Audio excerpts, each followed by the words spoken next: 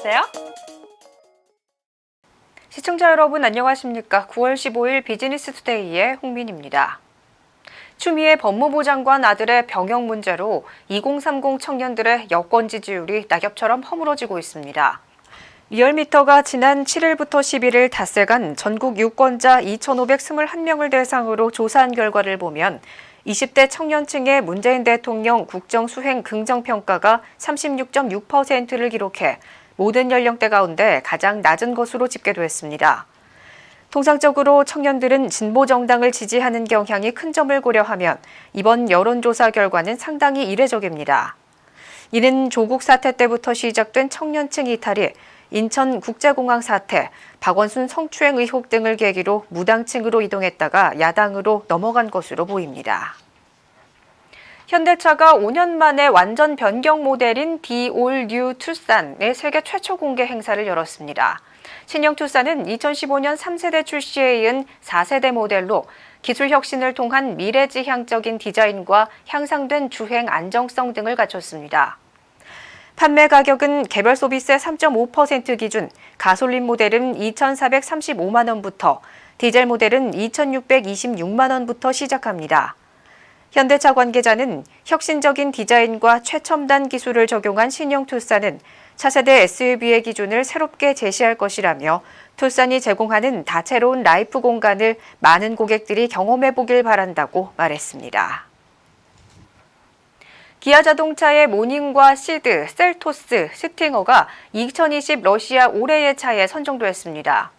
기아차 러시아 권역본부 운영 책임을 맡고 있는 알렉산더 미갈은 디자인과 품질, 성능 등 핵심적인 분야에서 좋은 평가를 받았다며 앞으로 더 많은 러시아 고객들이 기아차의 우수한 상품성을 체험할 수 있도록 맞춤형 마케팅 활동을 펼쳐나갈 계획이라고 말했습니다.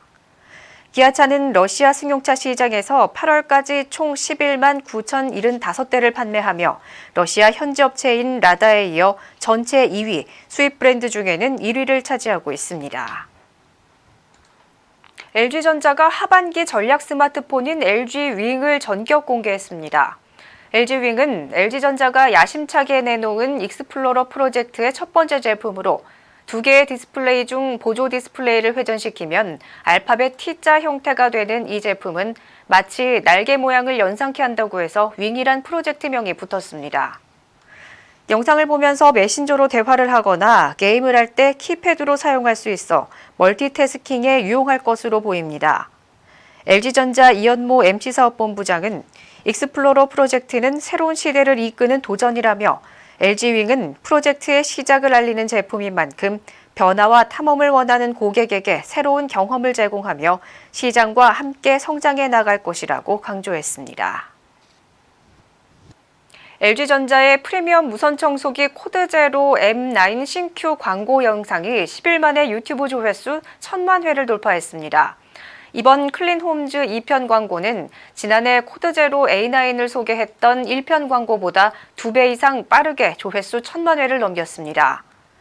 영상에는 물걸레를 눌러 바닥을 닦는 얼룩 제거 성능과 걸레가 마르지 않도록 하는 자동 분사 기능 등이 재미있게 담겼습니다. LG전자 관계자는 영상 광고를 본 네티즌들은 짧은 영화를 본 것 같다는 반응을 보여주고 있다고 말했습니다. 삼성전자가 0.7 마이크로미터 픽셀을 활용한 모바일 이미지 센서 제품 4종을 공개하고 소소형 픽셀 시장 확대에 나섰습니다. 삼성전자는 지난해 업계 최초로 0.7 마이크로미터 픽셀 제품을 공개했는데 이번에 신제품을 추가로 선보이며 0.7 마이크로미터 기반 제품 라인업을 구축했습니다. 삼성전자는 기존 0.8 마이크로미터 기반 1억 800만 화소 이미지 센서보다 크기가 15% 작기 때문에 카메라 모듈 높이를 10%가량 줄일 수 있다고 설명했습니다.